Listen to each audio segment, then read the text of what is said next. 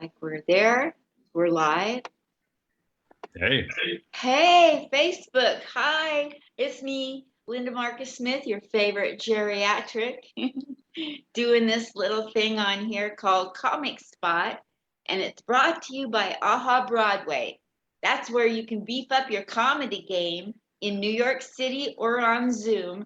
They teach children, seniors, and veterans how to be better at stand-up, improv, and acting. So hit them up. It's AHA, A-H-H-A, Broadway.org. But now for the part that we got online for, today you get to meet another veteran of comedy, OMG. He's over there in the other square, handsome as all get out. He's not difficult on the eyes at all, as we used to say in my day. Let me read you the tiny little intro for a huge comedy life. This is so succinct. He's a published author. He's performed all over the world. Okay? All right? You get it? Okay. He's done festivals.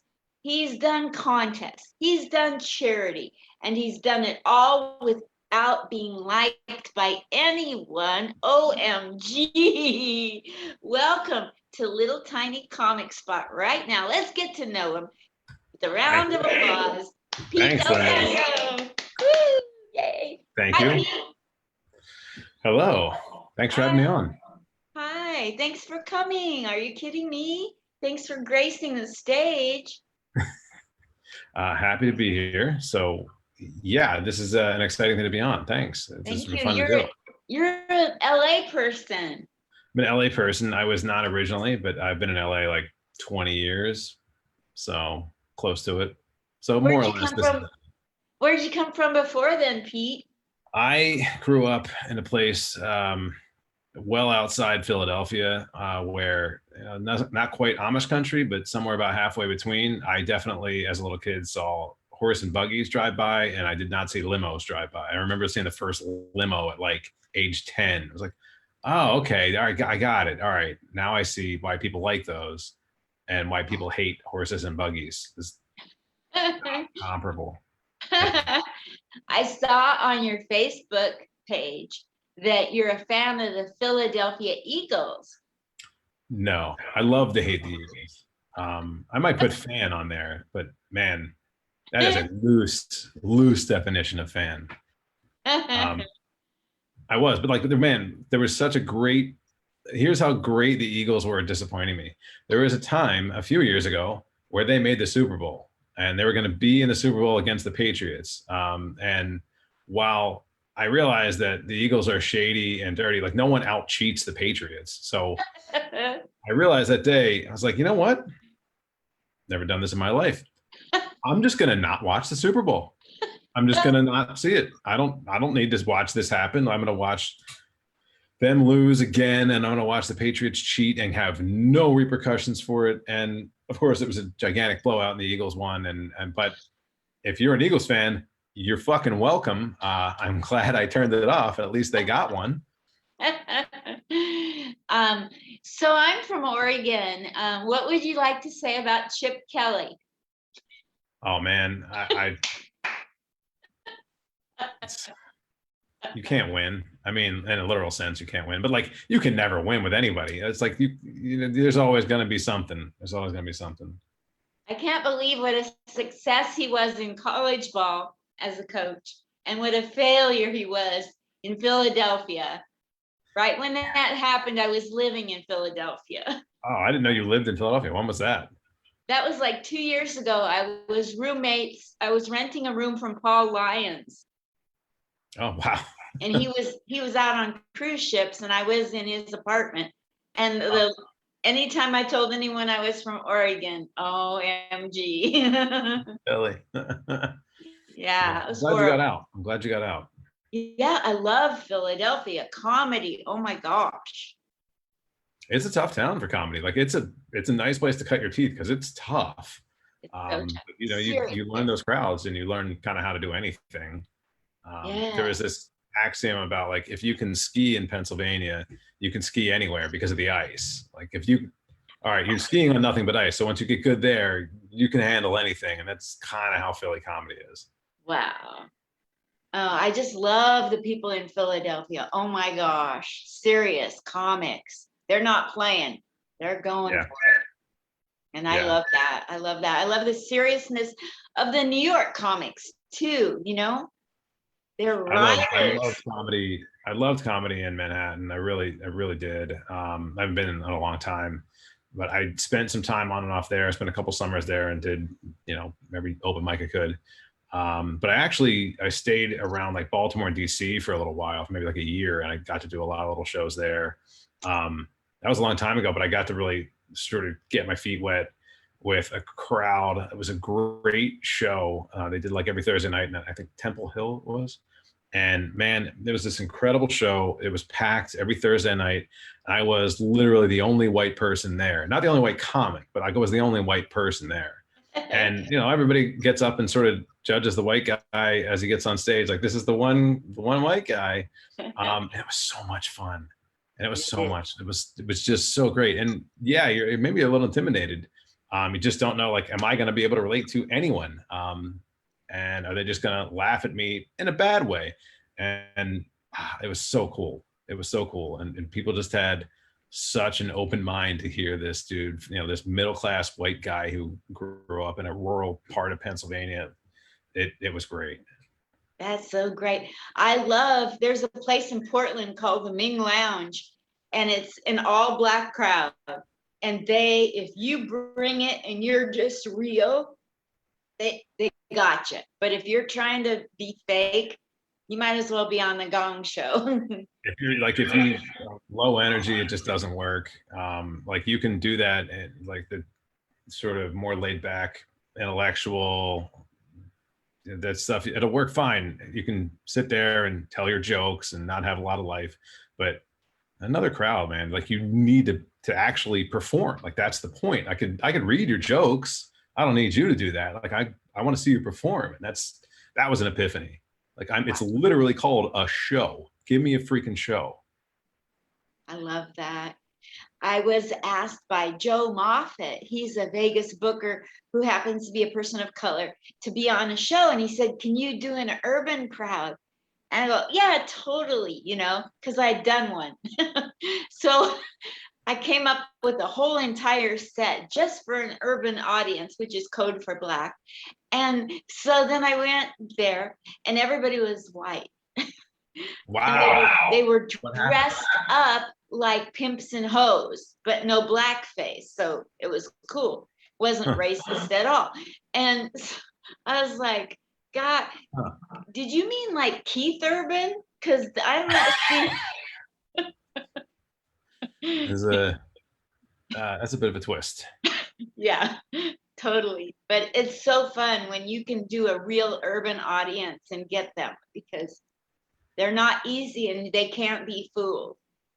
The one I can't really handle is like the pretty rural. That one I haven't cracked. And if you want me to play the middle of Kentucky, I'm probably not the right comic to book. It just does not. I don't click. Let's go back to your childhood, and then we're going to go all through all your accomplishments one by one. This is your night. It'll be very quick. How many minutes do you have? Right now it's probably 25. Okay, I can do that. Okay, yeah. I'll keep. So where did you grow up, and were you quiet? Oh wait, did you mean how long do I have to do the podcast, or how many my set? How many minutes on here can you spend tonight? Oh, I can do 10:30. Yeah. Okay, so when you were growing up, what city was it, and what kind of student were you in school? Did your teachers dread seeing you, or were you? No, my teachers mostly loved me. I had a couple bad ones and a couple people I didn't get along with, but I was always a mature kid who knew what they were doing. But eventually I did sort of become the class clown. And I don't really think I thought of myself that way, but like when people talk to me like, oh, it's the class clown again. I'm like, wait, I didn't, when did I get that? I wasn't trying for that. And that was sort of an epiphany. I was like, oh, okay, I've been doing this a while, but I was always a good student, and I was probably a bit under challenged. Like my parents, my dad was from Philly, and it was, pretty rough. So my take on it was that they looked around and saw the crumbling inner city schools of Philadelphia and said, that's too good for my kid. And we moved to this fucking dump in the middle of nowhere where everyone was an idiot. I'm just kidding, guys. No, it was really country. And then like back then, this was like 1980 when I was born. It was not developed, and there was not much school, and there were not a lot of people. And it kind of grew up while I was there, which was great. And I had a lot of good friends, but at first it was like, this is a weird, lonely place with a lot of farms. And that wasn't ideal for me. I didn't like that. I don't like dirt bikes. I don't like guns. My neighbors actually had a shooting car, like, the piece of trash car, like in the backyard, they would just use for target practice. And like, I knew that wasn't like everybody that, but like, I'd never seen another one in my life. Like I've never come across that really since I'd left that area. It wasn't a lot of those, but yeah, it was a very weird set of things. Like my dad and the neighbor, they used to raise some pigs together. And you're like, what does your dad do for a living? He has a PhD in psychology. So it wasn't like he was, this was not a living. It was just something he felt like doing on the side. Like he was sort of predating the hipsters.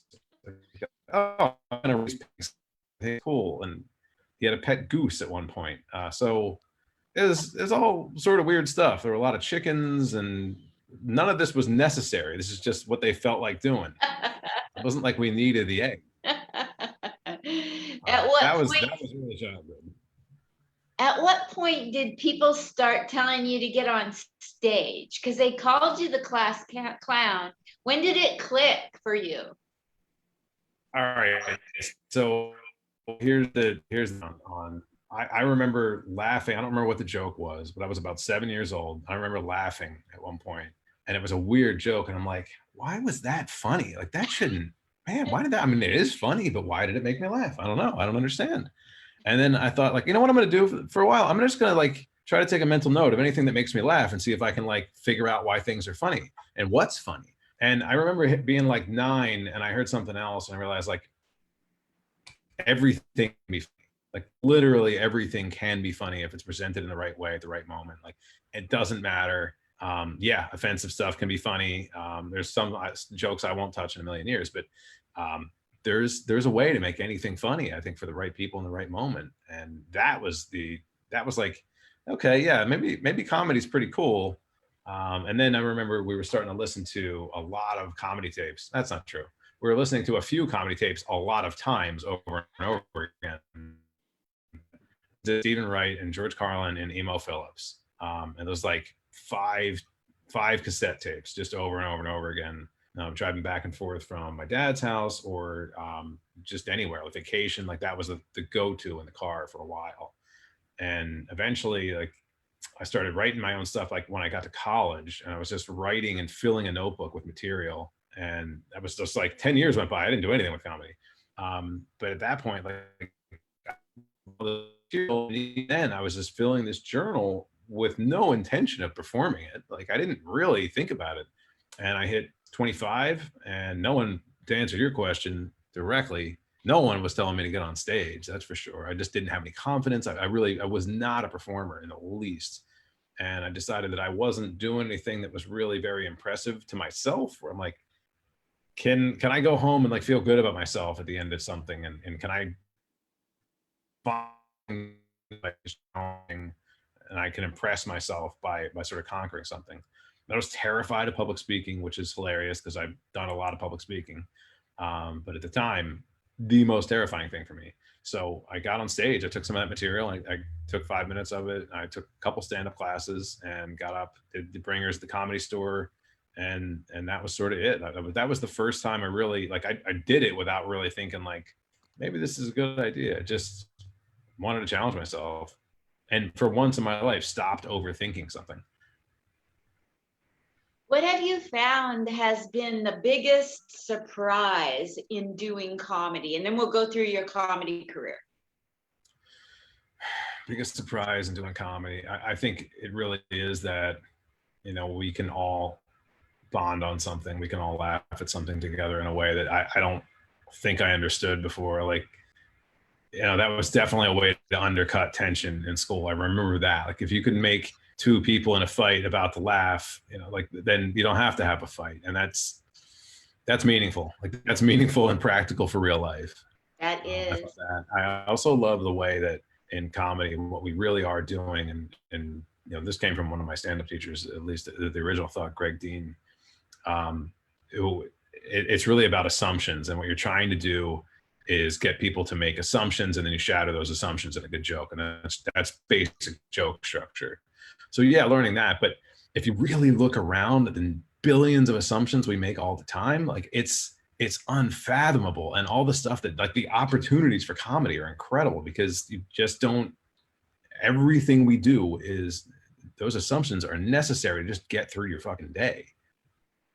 Like, for instance, give us some for instances that you would take for granted that are assumptions. Take anything for granted. My floor is going to hold my weight when I walk on it, which I just bought a new house and it's filled with termites. So the assumption I'm making is that I'm not going to fall through the floor when I walk.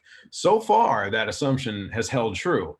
But one day, at this rate, I'm probably going to get surprised, and it'll be funny, I hope, when I fall through the fucking floor. But that's an assumption. Like you don't test the floor before you walk on it. I didn't check my closet this morning to see if anyone had stolen all my clothes. I assumed they were going to be there, and I don't have to go to work naked. Worked out great that was true, but I don't have any backup plan for someone stealing all my clothes. So those sorts of things, like, you just take for granted. And obviously there's huge opportunity for comedy there. Like that's basic slapstick, is that we're watching someone expect something and then something physical happens to them that they weren't expecting. And that's it. That opens up my eyes to a whole new area I had never thought of before. Thank you. Yeah, thanks.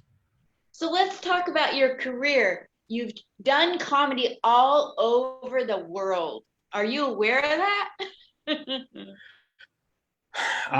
Not that many worlds, but yeah, a couple other countries. And a lot of states. I don't know how many states I've performed in. That would be an interesting question, but a lot. 10, 15. I traveled for a while, so I traveled for work, and it was just like, oh, now a couple nights, let me see if I can hit a mic. And often that was pretty hard. When you get to a new city, it's hard to figure out where an actual mic is in 3 days if you don't know anyone in town, and then get to it. So that turned out to be harder than I thought. But when I did get to travel, like that's how I got to do Baltimore and New York and a lot of other places, Oklahoma, just weird stuff. Places you wouldn't normally use as a comedy destination. Biggest surprise on your travels? Because if you made an assumption and they shattered it. Good fucking callback. So Alaska was an easy one.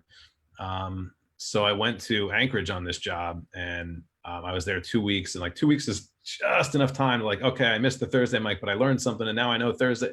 I found a place that was doing comedy, and it was this big restaurant called Chilkoot Charlie's that a lot of people have probably performed if you've been to Alaska, Anchorage. Chilkoot Charlie's. It was great. So I walked up to one of the guys who I guess was essentially the booker. They did comedy 5 nights a week, and they had multiple rooms. They had one room every night that was doing comedy. And I said, like, I'm a comic, I'm in town, I'd love to get some stage time for a couple minutes here if I could. And do you think that's possible? And the guy was like, wait, are you not from Alaska? This is great. Thank God you're here. Because they were just so desperate to go, like, can we have anyone who doesn't come here every week and tell the same jokes? Like, anyone new would be great. And I had like, a year and a half of stand-up behind me at this point. I was green. And at that point, it just, they blew up. So like they gave me $50 a week to open for a 15-minute set. Keep in mind, I had like 6 minutes of material. So they wanted me to do a 15-minute set, which I said yes. And they paid me $50 a night, which is, I don't know, about when I've ever paid on any other show since. And it was so fun. It was the first night I did it was the worst night of comedy I've ever had, without a doubt. And I was so terrible, and I got heckled I was actually getting heckled by multiple people at the same time, like individuals who were just like, one guy's in the front row just yelling at me like, where are the jokes, man? When are you going to get funny? And then there's someone else like actually yelling over him so that they could be heard heckling louder than and after like 10 minutes, I actually kind of won them back. It was really awkward. It was really embarrassing. But I kind of won them back to like, all right, I still got up the next night. And the next night I fucking slaughtered and it felt really great. But there's a lot of surprises in that. That was just, I didn't expect to get anything. I didn't expect to get, 15 minutes. I didn't expect to get $50. I didn't expect to get 5 nights. I didn't expect to be heckled by multiple groups of people at the same time. What did you Never change expected up? to do well. Well, my confidence a little bit changed my persona. I was just on my heels. I mean, first just on my heels, so nervous. And the second night I came back, I was like, I'm gonna actually get in the right mind frame here and go out and tell these people they're here to have a good time and not apologize for my own existence, which was pretty much what I did the first night. So I got out and did that and it killed. And at that point, like I can't call them hecklers the next night, but like there were a couple guys who just, they wanted to participate and they were fun. Like they were good natured and yes, they were interrupting stuff, but keep in mind, 6 minutes of prepared material, 15 minutes to fill. I am happy to do some crowd work and riff on people. And they gave me like a solid, 2 guys gave me like a solid 5 minutes. And I mean, the audience was exploding. And then I had to bring the headliner. I was like, I'm leaving him on a, like, it's kind of a little too hot for him to walk up right now. I should slow it down, but I said one more joke at the end and I'm like, fuck, that was even bigger than the last joke. I guess I'm bringing up the next guy. Like I can't, so as well as I could do it, I did. And it was awesome. It was really awesome. That's a really cool story. Yeah. I love that. It was fun. Talk to me about your comedy festivals that you've been in. What was that? What did you learn by being in comedy festivals? I'm not very good at them. That was pretty quick. I've done some of the little ones. I've really only ever done little ones. I've never done the big ones. I've never done, the just for laughs even. But done Ventura and a couple in New York. I think almost all the ones I've done over the years are probably now defunct. Which, but yeah, those are fun, and like the audience that's kind of built in is nice. But typically, at least in my case, like it's just not going to be a huge draw, the festival itself. So you're still trying to pound pavement and promote as much as you possibly can. And if you're trying to work through a circuit where you're trying to get voted up to the next show, the next week, the next night, then you still have to win the audience over, but it really helps if you can bring some audience. And that is, you want your fans to be there. So that was always a little harder when you're traveling. Like I went to New York and I had some friends in New York, but like, I don't live in New York. So yeah, I don't have anyone to draw on there really. I got a couple buddies from high school to go. It was better than nothing. It was fun. But yeah, the festivals are fun. I mean, like they have their purpose, and other than the entry fee, which usually not too hard to square, but they're fun to do, man. They're great. How do you like the festivals?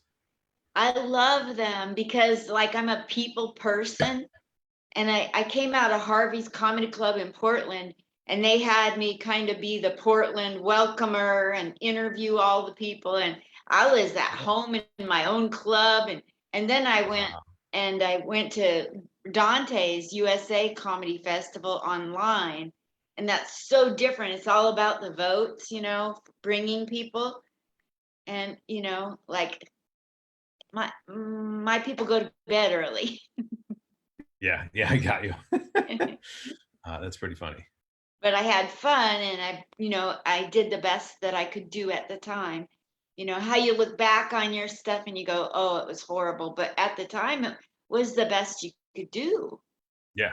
That's like the if way you didn't put that through, you wouldn't get better. Yeah. So what do you Nobody have? starts out good. Sorry, what were you saying? I was just saying nobody starts out good. No. I remember everybody in Portland would take smoke breaks when they saw me going up on stage. It sucks. They're probably all down I've with known cancer people to now. induce those smoke breaks. What? I've known people to induce those smoke breaks. I've probably been that guy for a while here and there. So the biggest lesson that you learned in comedy that's helped you, that you want to reach back and give to up and comers behind you, what would that be? Man, that's hard because I'm not that kind of comic that probably did what you should probably tell comics to do. What you really ought to do is obsess over it like anything else you really want to be great at that's incredibly competitive. Obsess over it, watch everything, know everybody, hang out, meet people, network, just relax and enjoy like the atmosphere, the community, go to clubs all the time, watch people, talk to people, learn from people, and be out there every single night. Be out there for hours every single night. And do you really want to have a relationship, girlfriend, boyfriend? Do you want to have a gym regimen where you go and work out a lot? Or how's your day job? How serious is that? Do you want to go back to grad school? You probably want to set those, if you really want to be serious about comedy, you probably want to set those aside, and really focus and do one thing. Maybe you want to get that grad school out of the way first, but good luck paying for it in comedy for a while. The overnight success, the joke is the overnight success is about 10 years. And I wasn't one of those guys. I tried probably a couple times over the years where like, you know what, I'm going to go to the comedy store every night. And from now on, I'm going to go there 8 hours a night. And after like 2 weeks, I hate life. I fucking hate it. So the reason I started doing stand-up was, to challenge myself and to do something fun and entertaining. Like when I take it to that level, I don't enjoy it. And I don't really need to be someone who's, I don't need to break in. I would love to work some cruise ships. I got a daughter. I don't really want to go on a cruise ship and not see my family for a couple months. And I don't necessarily want to do that stuff. Would I love to play some Vegas clubs and travel a little bit here and there? Yeah. Do I want to do like a fucking triple run for, $800 over the course of 2 months? No, I can't. So that's stuff that was really sort of romantically appealing at 25. Even when I really tried to take it seriously, it just didn't jive with me. I wasn't willing to sacrifice everything else. I get bored. I don't know. It just felt ugly for me. So if you wanted to be a real comic and not like me, do the opposite of that and fucking focus and embed yourself in that community. Those should be your friends. Those other comics should be your friends. And that should be kind of your life. I think that's truly the way to do this. And if you want to do something else, you should probably do that something else. Like if you want to be a joke writer and work on late night, you should work towards that. And your stand-up can go a long way in feeding that. But also so can the community. Like people will start to know what kind of comedy you do and what you do well, and you'll start falling into the right stuff. So that helps too. But yeah, a lot of the late night writers I know, a lot of them started in stand-up. Most of them came from stand-up, and the rest came from probably improv or a sketch, and that's how that works. So that's the main path into that stuff if that's what you're into. So are you more late night or are you more improv? Wow, I don't know, man. That's a great question. I do like my joke structure, which means I'm probably more in the late night. But I also, for a couple of years, like I just riffed on stage, and that was how I wrote jokes. So there was a couple people, Ryan Talmo and Dave Reinitz, more or less at the same time, gave me this advice independently of each other. Like I think Talmo said it pretty clearly. He's like, you're not bad, man, but like I wish it looked like you were having more fun up there. I'm like, yeah, that's probably something I can take to heart. And I wanted to have fun. That was the point. So that's why I didn't do it in another way. It was like, have fun. So like, why don't I have fun on stage? So I spent a couple of years where like I just riffed, and in doing that, I built a couple sets out of that, and some of it was solid. And that was what it did. It was like, all right, here, audience, here are 3 topics, let's go. And then some of that turned into over time, like real stuff. And those topics came back up, and I was like, well, let's see what else the audience asked me about. And it was really a lot of fun. So that improv's, that's really fun for me. That's really nice. I love doing a good bit. I'm terrible in a meeting at work because I can't ever let the bit die. It'll never die with me. I'm never the guy to move on. I like to live in that moment. So, but joke structure comes very naturally to me. So, where can I set up the assumption? I've got a 2-year-old. So my wife told me today that she had to deal with a serious poop, to which I said, "Oh, cool. Did the baby have any?" And like that, always like you're always going to live in that, that moment, like that structure is trying to build itself in your head. So it's hard to say that you aren't, yeah, you can really be one or the other. You can definitely be one or the other. But for me, they overlap so much now. Wow, that's really good for me to hear because that, like that's going to make me more aware of the joke structure that you're talking about. Because like when Yeah. one of the things that I knew early on is that comedy is everywhere, like Yeah. tuba lipstick. You can make a joke about tuba lipstick. I was making jokes about like everything, right? And then I have a brain injury from a motor accident in 96, and I couldn't remember my sets because they had nothing to do with me. They were all about Whoa. lipstick and, the pot on the stove and nothing that really I was connected. Once I started digging deep into how I And feel and writing about my life, then I could remember my material. Have you found that? that's that that's actually a hell of an epiphany. Yeah. I had a really good set of one-liners like years ago, and it was solid and it was smart. The hardest thing in the world was remembering it, and not remembering any one joke. Just I have to put together like 40 or 50 jokes in a row that are all yeah, slightly related one to the next, but maybe not. And then there's callbacks from one to the next. So, but I would get through a set and I'd forget like 5 of them in the middle of it, and then I'd jump ahead and go to call something back that never happened and be like, oh shit. And that was really hard because they weren't truly intrinsically me, most of them. They were just good jokes. It was not the same thing as generally what I talk about now. Yeah, yeah. It's amazing how the longer that we're in it, the more deeper we dig. Yeah. Yeah, Some people that's true. some people never disclose who they are. They're always talking about what's out there, and then other people dig deeper and deeper. And a part of me wonders, do people really want to hear me even talk? I have to talk to myself and Yeah, so I make there is really this like when you get on stage, and you don't have to admit this to yourself, and maybe you shouldn't get in your head and maybe you shouldn't listen to me, but like when you get on stage, what you're telling the world is that you have this huge hubris and that I have something to say and you should pay attention to it because it will entertain you. Like that's a lot of fucking hubris. Like you're really putting something on yourself. But that is essentially the contract. We're saying like, don't worry, I got you. I have this. I will entertain you now. yeah, And I'm a rare talent that can do this for you. And don't worry, sit back, relax. But that's what you're saying. That's what it you're is. telling somebody. It is. And I have to talk to myself, like a lot before I go on stage. I just did the first time I did 30 minutes, and I was struggling to have people listen to me for 5 minutes. I'm used to them walking off in a smoke break. And anytime I was funny growing up, my dad would call me a bitch. So like for me to hold an audience, I gotta talk to myself. And I did it. So Yeah, that's great. Good for you. Wow. did you have to Yeah. overcome whether or not people would want to listen to, or did you have that already inside you? I knew people would not want to listen to me. So you had to So compensate. I was pretty confident they would not.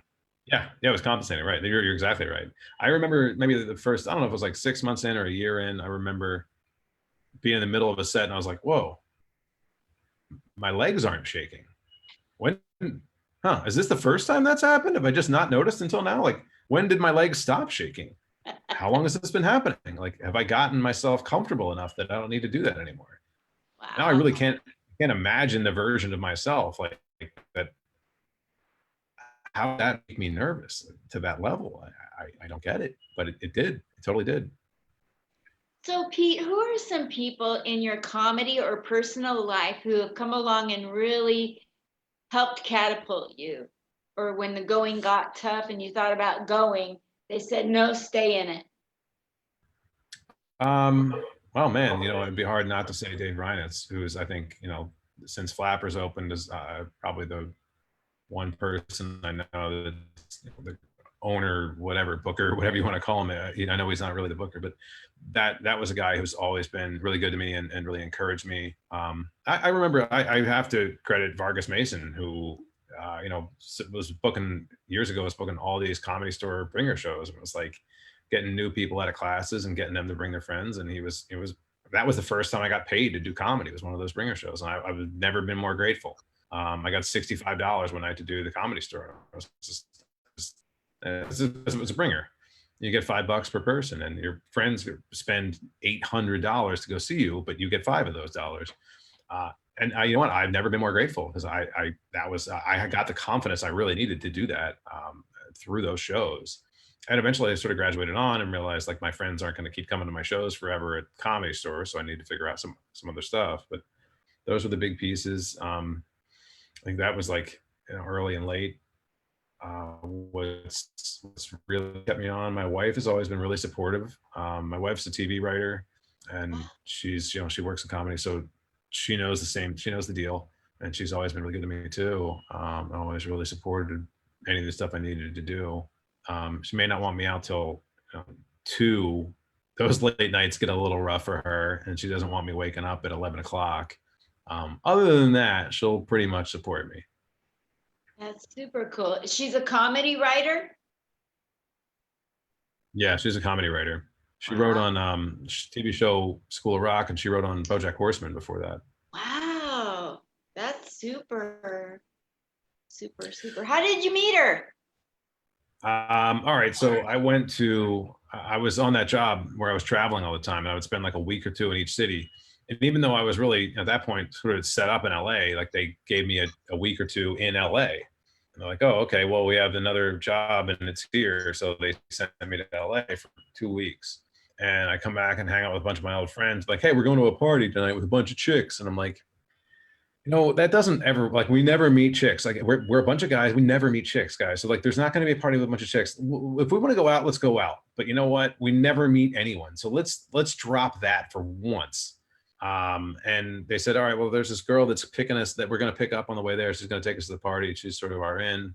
And we go like 4 dudes in a car. I'm in the back seat, and we pick this girl, and she sits down next to me, and she's checking me out. I'm checking her out. And we went home together that night with her to her place. And we both said, like, this is not looking for anything serious. This is probably once and done thing. Like, yeah, cool, me too. I'm in the same boat. That was 15 years ago. So this is the world's longest one night stand, and involves now a 2-year-old. So yeah, it's not what I was looking for at the moment, but it was definitely what I needed. Oh, that's super.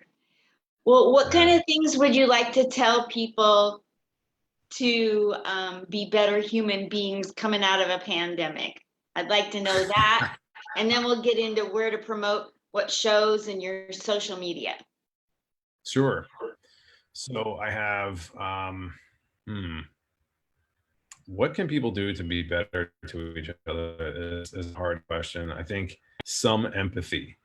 So by day, I'm a product manager, which means that I'm supposed to be putting myself in the shoes of people who are using different products like my product, and getting them to feel what they need to feel and what they need to understand without having to be taught, and sort of natural experience to look at something and know where to click and those sorts of things.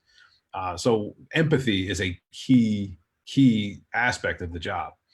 And I feel like that is lacking everywhere, especially now, more than ever, because politics is the way it is, and it's impossible to talk about the pandemic without talking about politics. But it's not, it's not cut and dry as to, like, we do need to empathize with each other. And if you can't do that, it's really alienating. It's really alienating. And I think there's a good deal of that. I think the other thing that you can do, the pandemic, I think, is a great time to do it, is don't get fucking excuses. There's a great axiom about, if you want it bad enough, you'll find a way. If you don't, you'll find an excuse. And we find too many excuses. Most of the time we find our excuses. Like, I wanted to go to grad school 10 years ago, and I realized that I couldn't afford it. And yeah, I could have afforded it. Like I could have gotten loans, like would have been swaddled in debt, whatever. But I could have done it if I wanted to. And I found an excuse not to do it. 10 years later, I'm like, oh, I definitely can't afford it now.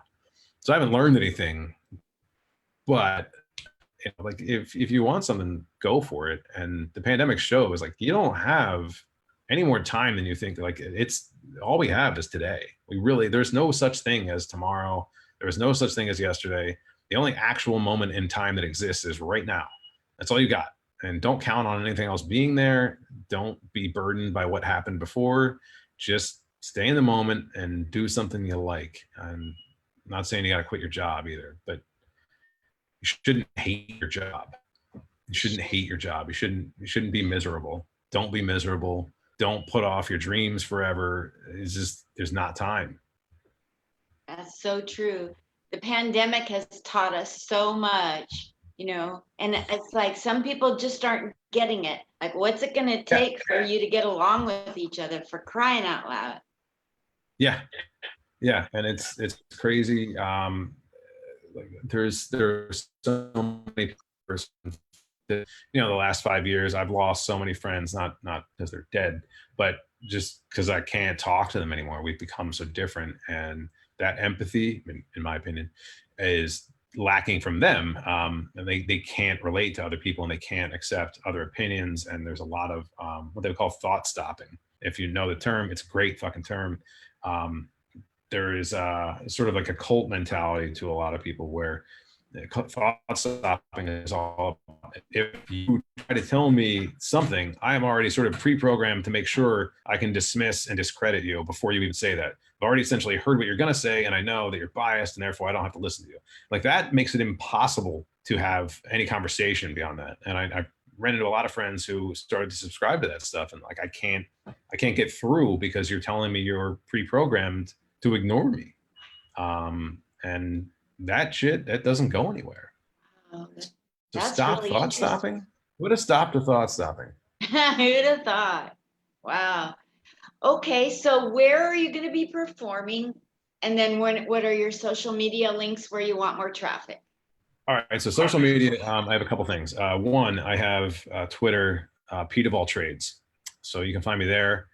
And definitely, I love playing around on Twitter. That is my version of activism, where I just spit out whatever I think is funny and probably a little bit angry, often political.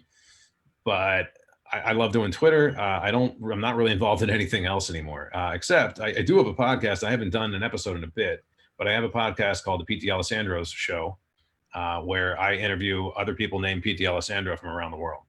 There's not a lot of us. There's not a lot of episodes, but I talked to a couple times the P.T. Alessandro, who used to be Bernie's campaign manager in Iowa, and ran for Congress back in 2018 himself. So we had a lot of fun doing that. I talked to a doctor in Australia who's named P.T. Alessandro, and talked about he's a trauma surgeon, and he said his entire career he's never patched a bullet wound because he lives in Australia where they don't have bullet wounds.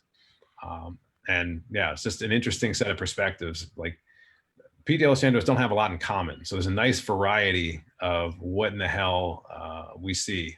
I thought it was a really funny show because I thought it would be fun and stupid. And it was a great title for a show where why would you do this? But it really entertains me. So I think those are the ones to check out. That's so cool. And do you have some upcoming shows where people can come on Zoom or in person to watch you?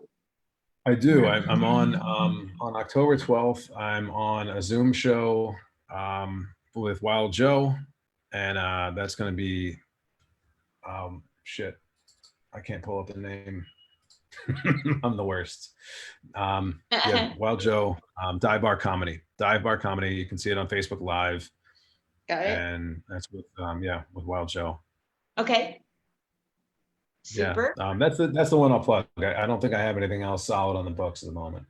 I'm Well, a pretty people terrible need to- Zoom comic as far as booking stuff on Zoom, and my daughter's still not vaccinated, so I'm not doing live shows at the moment. I'm really not outdoors. I'm not doing anything indoors. That's My like daughter would be me. vaccinated if she's 2. Your daughter would be vaccinated? Yeah, but she's only 2, so we're not there yet. It's not by choice. It's not like she's an anti-vaxxer. It's just she doesn't have that capability yet. I can't get the shot because I'm deadly allergic, so I'm staying at home till this blows over. Oh man, I'm sorry. I didn't know that. Thank you. It's really scary. Allergic? Yeah, right. Yeah. Allergic to what? Sulfites and preservatives, and they're in all shots. Well, Yeah. one or the other or both. My doctor won't approve it. You ask what the ingredients are, and nobody can tell you what the ingredients are at the VA hospital. It's ridiculous. And I'm so compromised health-wise, I really need the shots. But Yeah, you really do. Damn. so I'm staying out of it. But I'll do outside shows. But other than that, it's Zoom. And you guys, you need to book him. There's a lot of shows going on Zoom. Book him. He's so funny. There. Thanks a ton. I'll post this I'll post all your social media on the post, and I'll share it with Facebook, Twitter, and Instagram, Pete. Thank you. That's awesome. Thank you very much. I'll do the same. Absolutely. Now that you're a graduate of Comic Spot here, you can come back and plug anything you'd like. Once a month, you can hit me up for a 5-minute spot. I got lots of 5 minutes, you know? I'm retired. I got 5 minutes here and there. That's Thank you so awesome. much, Pete. Hey, thank you so much. I really appreciate it. Have a good night. All right. Thanks, everybody. Bye. Love you lots.